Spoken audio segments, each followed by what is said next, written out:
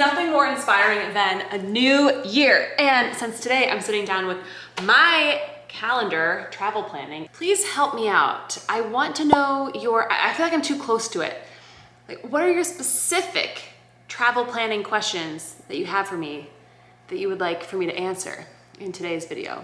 Let me know and I'll incorporate it into today's vlog. The magic of time, you'll see it right now. January 2021, here we are again.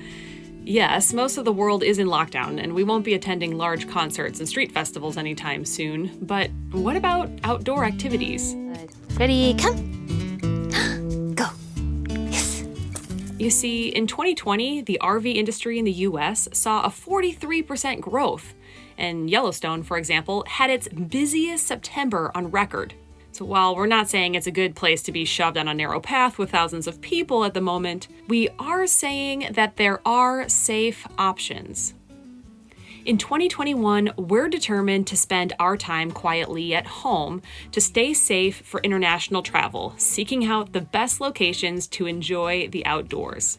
You see, after a year of experience of pandemic travel, we've decided we're more comfortable with airline travel with mask mandates and guidelines over domestic road trips stopping in small crowded gas stations and rest stops along the way. Here's how we're planning our year. For example, hopefully not a spoiler alert, but I have been keeping my eye on Hawaii. I feel like you guys would like to see that content. I feel like you would want to see us go to Hawaii because I feel like many of you would love to travel to Hawaii. It keeps changing, man. It's confusing, it's tough. Not all the islands have the same policy, and then that is a travel planning.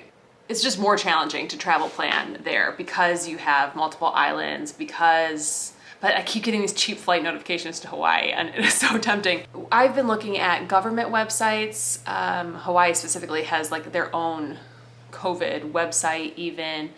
But anyways, just make sure that you're actually looking at the URL to see like, oh, okay, this was posted from the New York Times.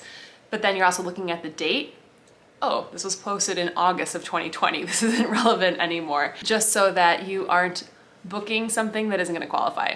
Now, there's the flip side of it, that you could potentially book something that you expect to be open by the mid or late 2021 months, and using various airline cancellation or change policies, you might be able to snag a cheap flight on a deal, have the flexibility to change it if you need to, and then potentially, you know, be able to travel to a specific location. But again, that's like really just my opinion, as is most of the internet. So just take all this information as you can and take the risks that you're willing to take.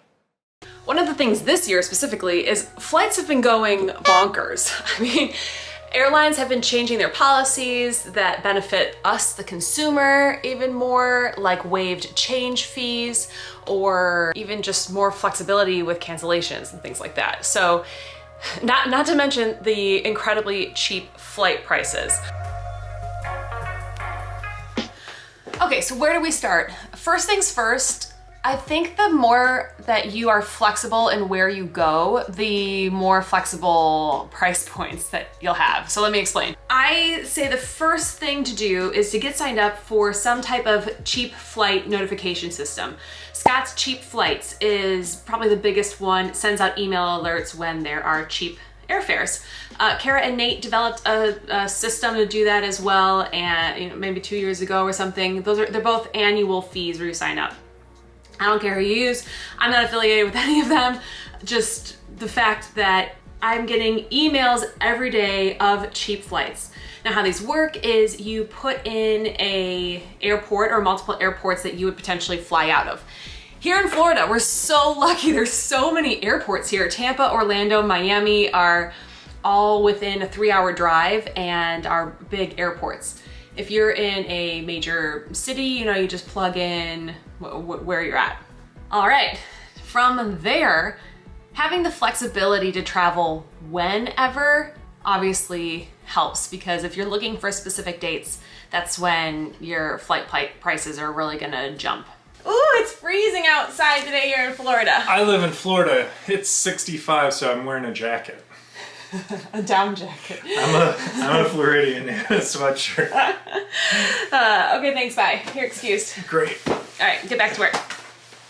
Right, if you're new here, Tim runs our Amazon business, and so he does that while we're at home, and I do YouTube and our trip planning, which is what I'm doing today, and our Amazon course. I digress.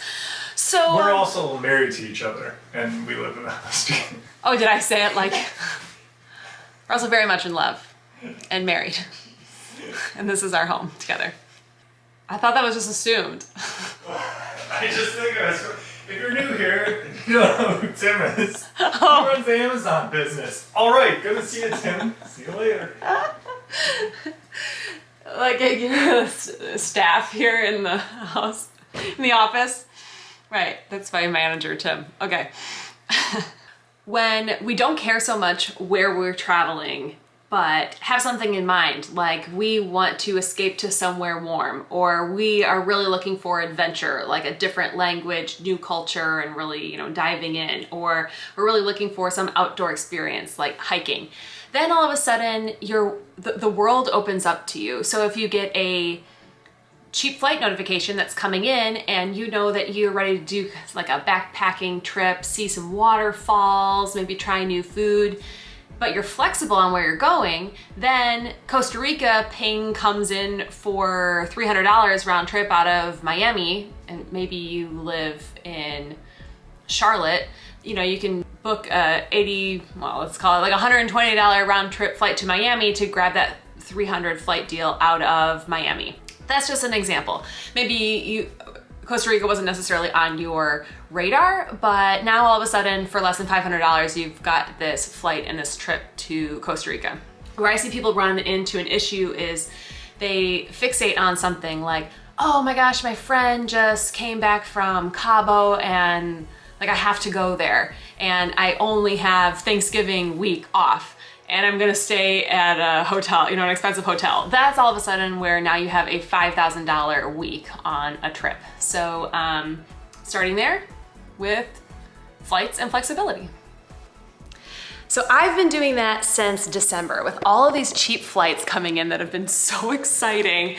I have been mapping out, cover the destinations, here on a monthly view, so I can see the lengths of time that we're gone and what days we'll be back here, things like that. And then I've just been grabbing like any cheap flight really that comes in because it's just way too exciting. Then knowing what trips are coming up, and I realized that your lifestyle might not be like ours. You might not be going to 12 different countries this year. You might have 2 trips that you're planning.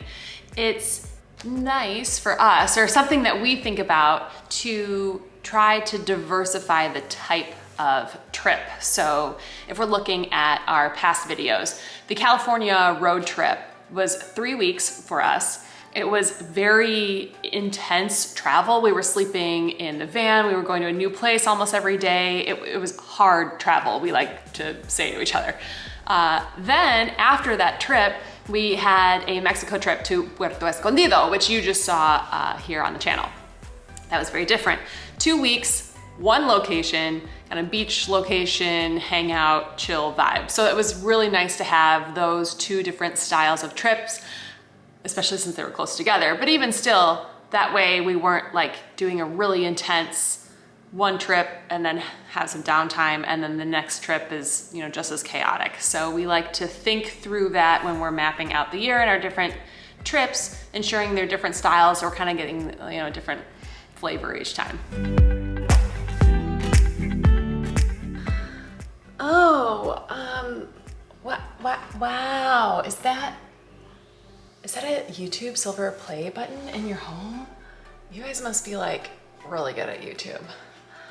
No, we wouldn't say that, but we would say that it is a factor in our decision making on where we're going, since we're travel vloggers here on YouTube. So that's probably an element that you don't have to think about, although I do know that there are lots of other travel channels who watch too. So if you're thinking about that too, it is kind of challenging. It's a whole nother element of like what's gonna do well on the channel, what do people want to see, are we moving in the right direction, all of that. So that is something that we take into consideration from you guys, believe it or not.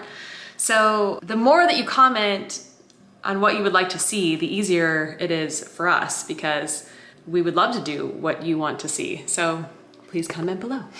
Although I know a lot of you just want to see us RVing again in the US, which just is not happening. There's just too much of the world to see. So you are more than welcome to comment that if you like. But that's just, that is not what we're gonna see this year.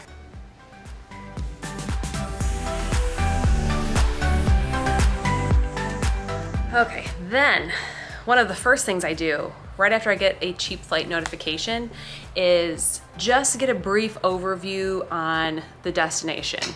It's probably someplace I've considered and understand a little bit about what you do and about how long would be appropriate to go there, but I would double check. So let's use the California road trip as an example. You can go check that out in a link below here. What's an appropriate length of time? For us, it's tough because we do have the flexibility to just go for however long we want, but that's not practical. We do still need to work. You would need rest days after a while. So, you know, what makes sense, but what's not overkill? We ended up deciding on 3 weeks for this big loop down from LA, up and around, all the way up as north as Napa, and then back down through San Francisco and the Pacific coast. There was a lot that I don't know about California, and I really just had the highlights like national parks or specific hikes or, you know, Lake Tahoe, Napa, those types of iconic locations. From there, what I was doing is putting in about as many days I thought appropriate for each of those places. Like, you know, you're not gonna do Yosemite in a day. So making sure that we had enough time at really big locations to start to map out what was an appropriate length of time. I have a spreadsheet that you can download for free on our blog that I originally wrote for a blog post. I've talked about it in a different itinerary planning video, and that's just, you know, a nice tool to have, and it's free. But I usually have a decent idea before I book a flight. That way the flight is booked for the appropriate length of time. And then from there I just wing it. Well, sometimes, but no, let's get into it. Is it warmer out here in the sun now? Oh yeah, it's nice and warm. Good job, Pepper. Should we sit? Oh, let's not drop the computer in the water. Okay. Okay, so how do I then plan our actual trip? There is a lot that's really nice about being flexible when you have a trip, but you also don't want to miss out on good things that become booked when you know, have been like too flexible, like fly by the seat of your pants. It's just a lot of Googling.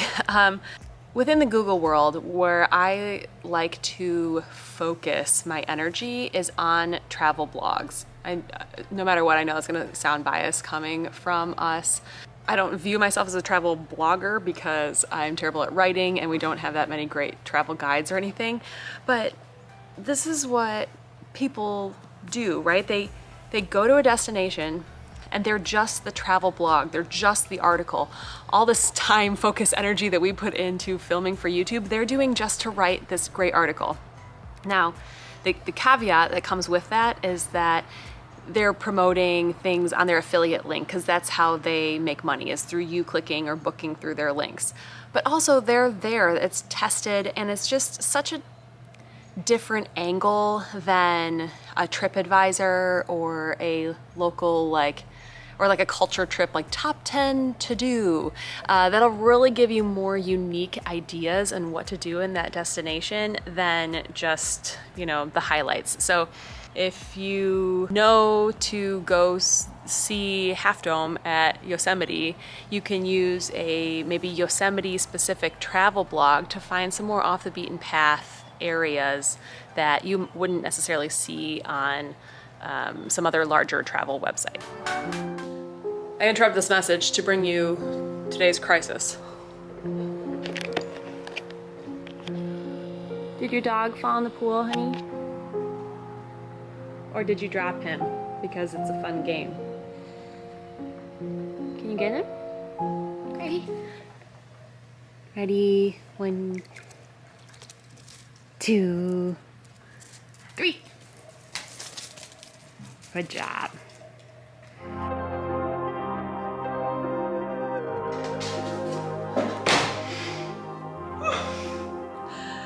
Not even I can believe the flight deal we just got. Oh my gosh. This is kind of fun. You guys never see this part. We're just at the place. There's lots of this that goes on. It's just hard to like film and do, but I'm trying. It's a lot easier to be like hiking and hold a camera or something. This is like... Anyways, I want to talk about the B word. The B word. Thank you to all of you who have been replying to me on Instagram today. Because we're so close to this, it's kind of hard to think about like what you want to hear. So I've got these really great responses from you. And so many people are asking about budget. Understandably so, that makes sense. But that wasn't the first thing that came to mind for me. So I was like thinking about why. It's so echoey in here. Maybe I shouldn't sit in here. Let's go talk about budget somewhere else. It's messy in here, but that's fine. This is informal. I have a whole video on how to predict how much a trip would cost. So I'll link that below because I don't want to go too far into that. I want to just really talk about this high level because I started thinking like, why wasn't budget the first thing that came to mind for me?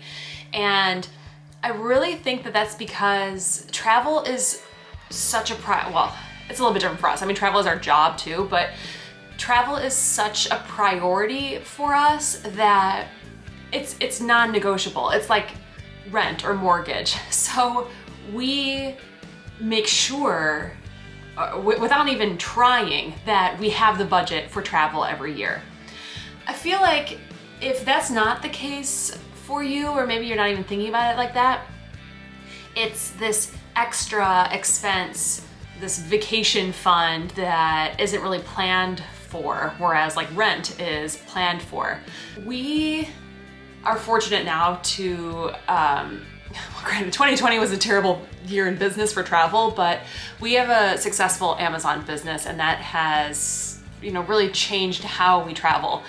If you're new here, then you wouldn't have seen the fact that we sacrificed for so many years to take our trip around the world, and we were staying in places that were $13 a night. Like, silly, but they were fine, like whatever, it's fine. So now we know that travel can be so inexpensive. If you're new to this whole concept that a trip, a week-long trip doesn't have to be $2,000, then I definitely recommend that you read Nomadic Matt's Travel for Under $50 a Day or whatever book.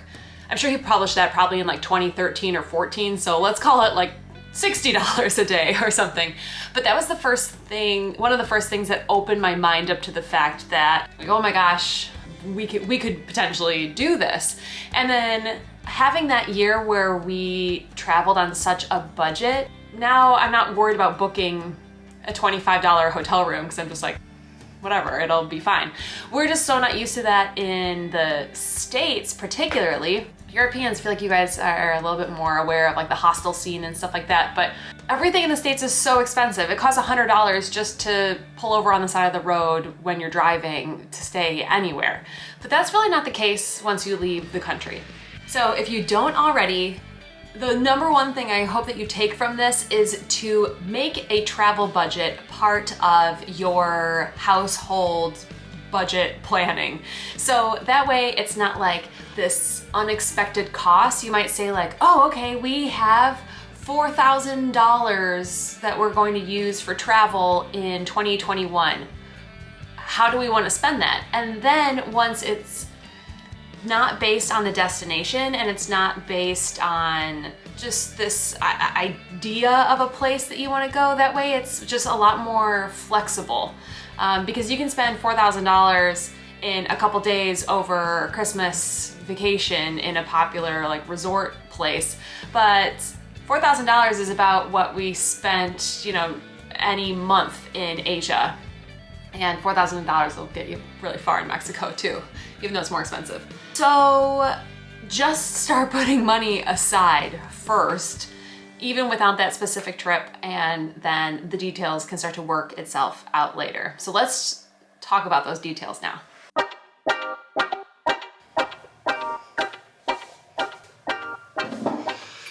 Good morning. I always look this nice when I'm sitting around a pandemic drinking coffee. No, I had an appointment that was canceled this morning, so this is a great opportunity to go through all of these question answers from Instagram and just kind of like rapid fire. Also, they're digging a pool next door, so I'm sure the audio is gonna be great. All right, first one here, Chelsea and Garb. How do you manage budgeting? Yeah, so we talked a little bit about that. Grab the free download below, or just without a destination in mind, putting a budget plan together and just always be saving for your next trip, even if you don't know where it is yet. Okay, up next, Our Digital Adventure, who just recently took the piss of us in your guys' video. So it's funny, go check out their video if you want to see them laugh at us in good fun. How much research do you do into a location? Okay, some of you have sent similar questions.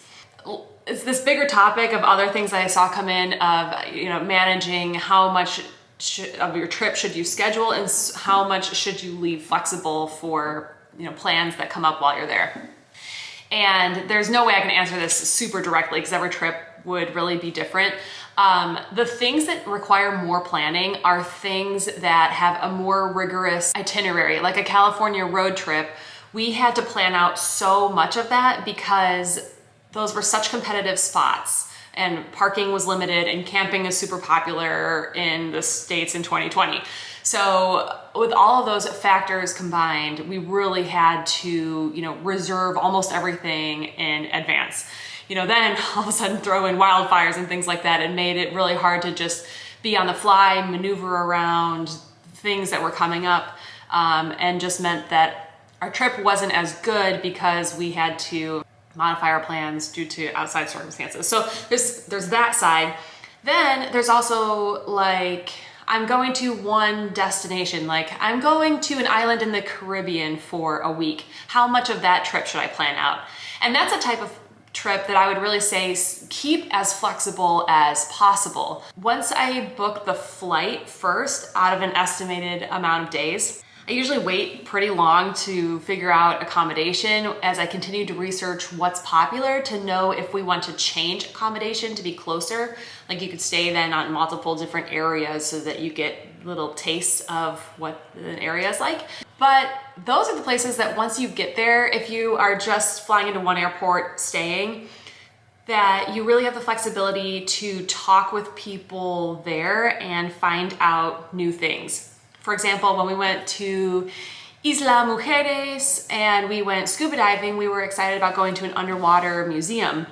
But it wasn't until we were there where they really talked us into like, oh no, you've got to come to the whale shark experience. Like, oh no, we've swam with whale sharks before, we don't need to. They're like, no, it's like, this is the best in the world. And that's a weird circumstance because like you probably would have researched something massive like that for your trip. But you never know because like the locals there will really start to push something like, oh no, going to this one museum, you might not be into museums, but like this is the coolest place to see this one specific thing. You've got to check it out. And then it ends up being a great experience.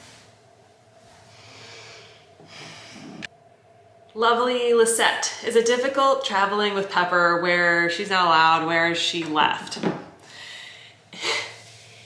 It is so hard traveling with the dog. It's totally worth it though. She's so difficult. It's possible. We do it. It's a lot more work. You can't stay in a lot of the places that you want to because dogs are not allowed. And you can't go to a lot of the places that you would like to go because dogs are not allowed. Right, but it's so worth it. Okay, so what do we do with Pepper? It's always figuring it out. Okay, so first of all, it's researching the country entry requirements. She's small enough to fit under the seat in the plane, so that makes like it at least a little bit easier with us because she's so small. It's small. Oh, and sleepy. Okay, she's so sleepy. If Pepper is with us and we're going to do something, then we leave her at the Airbnb, just like we would leave her at home. Pepper has a little bit of anxiety issues because we, work from home. We're always with her. So we've been training on that, like crate training. We sometimes even travel with her bed so that she has kind of like home, no matter where home is. And then Pepper's been traveling her whole life. So when we're packing the suitcases, when we're doing all that, and dogs get anxious about all that, she is used to that. And she's excited to go get in the car and stuff. To fly on the plane, she's excited to go get in her plane kennel because it knows that she's coming with us. So she's just excited about that. And she's excited to jump in the backpack to get on the scooter. And so she's always excited to go just because she's used to that. It's not like we're taking a 12-year-old dog on a plane for the first time. But yeah, Pepper will just stay, or we will find someone to watch her. Either watch her here at home, staying with like our parents or something, or watch her at the unique destination. In Mexico, there's like a Rover app. In the US, the app is called Rover. Like she couldn't come with us the other week to Rocky Mountain National Park. So she stayed with a Rover in town, who was awesome. Leticia Arzuaga. How do you make a living and travel? I'm sorry this is so redundant for the people who watch us, but we do still get this question every day. We have this YouTube channel, which we essentially use to promote shamelessly our Amazon FBA brand trip travel gear, where we make backpacks and packing cubes, and we make ad revenue off of the travel videos that we share with you when you watch our, it's not ours, YouTube's advertisements that they play on the videos. And we make affiliate income off of things that we're recommending off of our travel blog, timandfintravel.com. And I have a course that teaches you how you can change your life, change your career, create an Amazon FBA business yourself. So we always have the links down below in all of our videos. Kaylee Marie, any solo places you recommend? If you would like to travel solo, I know that probably seems so scary to first go, and honestly, neither of us have done it, so take it all with a grain of salt. But we love to meet solo travelers because it's hard as a couple to meet people because you're kind of like secluded off doing a couple thing. But we always want to hang out with people when we're traveling, so we're always like we're finding the solo people. But hostels or any type of group stay situation is great because so many people are there doing the same thing as opposed to Airbnb. So we always steer solo travelers away from Airbnbs and either stay in a hotel, hostel, or like co-working stay thing. And you'll meet people the first day. Like everyone's there kind of doing the same thing. So you'll be solo, but then you will wind up with other people. Because then it'll be like people meeting in the lobby like, oh, are you guys going to the waterfall today? Oh, you want to come with us? Oh, let's share a cab. And then it turns into like hanging out. Clemmy 2013, Heather Hammond. Some people have some like travel hacking questions. There are courses on this, there are books on this, there are entire travel blogs just based on travel hacking. So in like 30 seconds here, I'm not going to be able to explain. This also really pertains if you're US based. We use credit card points and turning them into airline or hotel points all the time for travel. That is essentially the reason why we were able to quit our jobs and travel around the world for a year. We love anything operated by Chase Bank because we think that they're the most flexible. But I would really just say, like, if you want to dive into that world, then it is a time commitment. You fully dive in and you need to be responsible with how you're using credit cards. So if for somebody, if you feel like you wouldn't manage that well, then just put some money aside for your next trip. If you're into all that, then yeah, jump out there, explore, and just start by at least just having a credit card so that you're earning miles and points on your everyday purchases. There's some questions on safety. The safety one is all perception in just my opinion. Look at the news in our own country right now. Like if you were watching from another country, would you feel like it's safe to go to the US? Like absolutely not. Do you feel safe in your home in the US? Probably, I hope so. Travel destinations are popular because they're awesome. If just you're not going to end up anywhere unsafe as a whole country or an entire destination goes, just because you're just not, because to actually get somewhere off that's actually dangerous, you have to be so kind of off the grid. And if you're asking the question about safety, you probably haven't traveled that much, just to be honest, and you won't wind up in that situation. What that comes down to, in my opinion, is when people are just doing stupid stuff. Like if it's 2 a.m. and you're drunk and you're walking alone in the dark behind some all-inclusive resort, like that is not a good scene. That's not something that you would do in downtown Chicago on a quiet street. That's not something you would do in Manhattan. Like, so those bad situations or unsafe situations, I feel like, you know, people put themselves there. So if you're not doing stupid things, no matter where you are, you're gonna be fine. Except for little things like petty theft or something, you know, just keep an eye on your belongings. But at the end of the day, like if something's stolen from you, that's different than like being attacked or something. So that's what safety comes down to for us. You know, we keep an eye on our stuff and we don't want anything to be stolen from us. But as far as like feeling safe, yeah. I will also say standing with Tim or not standing with Tim is night and day all over the world. And I know all the women here watching will 100% agree with me. And so, yeah, it's not like I don't go anywhere without Tim when we're out and about. Like we lived in Mexico for a year, you know, I get on the scooter, go do stuff by myself, but I wouldn't be drunk in the dark walking by myself on a secluded street. So, you know, that's the, make good choices, make good choices. All right, one last comment here, because of all these responses that came in, I think I did a good job, hopefully, of like categorizing these, because you all were asking similar questions, which is good. Everyone's on the same page. So last comment, which is kind of different and unique from things we've talked about. Traveled and Discovered asks, do you plan a lot of your excursions and destinations based off getting the shot? Cool question. I've wondered this for other YouTube channels as well. No, we should. That our YouTube channel, I think, would be better. My example of this is that we keep trying these different things just because of our life, and we just happen to document them. We were doing international travel. Our channel was really small. We really wanted a dog and ran out of money. So we came home, started our business, got a dog, and then took off on the RV up to Alaska. Now that was for us just because we really wanted a dog, and that was like solving the problem of travel with dog. But then our channel started taking off. I don't know if it was because it was like a good niche area or what, but I know now that so many of you are RVers who discovered us through that series, or people who have looked into doing something similar.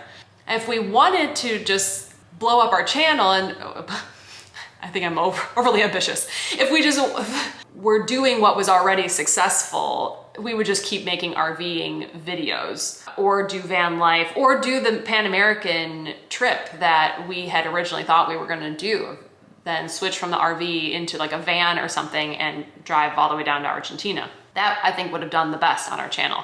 But we didn't like RVing. We came out, we put a video that said we don't like it, basically because we think that you get such a better value off of flying, traveling to new destinations, seeing new cultures. That's what we were excited about. So then we just basically like moved to Mexico. So that wasn't great for our channel because we were just all of a sudden now doing something totally different. And then, you know, we left Mexico and then it was a pandemic. But anyways, so no, we should do a better job. When we're on a trip, filming is all time consuming, of like making sure we're capturing the beauty of where we are. So it's like time consuming, but our destinations that we're choosing aren't based off of what we think, you know, is gonna do the best on YouTube.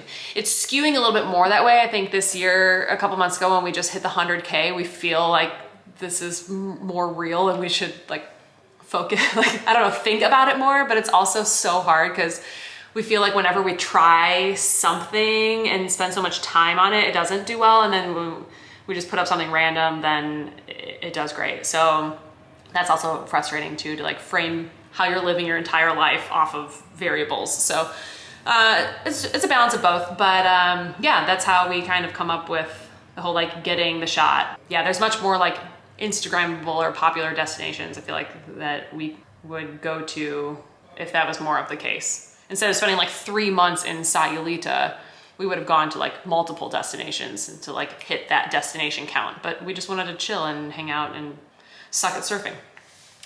All right, so that is it for me today.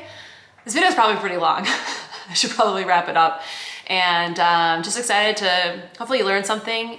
That's the point here. I would love to do more talking head videos like this because I love this kind of style. If you liked this, please let me know. Please interact with this video in some way just so that I know in what direction to steer. It doesn't take away from travel vlogs. It's more like in addition to. So if you like this kind of style, let me know by hitting the like button and or commenting. So see you sometime soon. Here's a quick little bite of pepper. Good.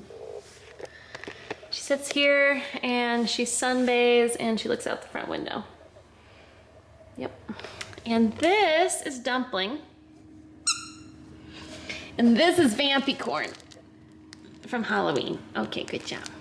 Bye, honey. Good job.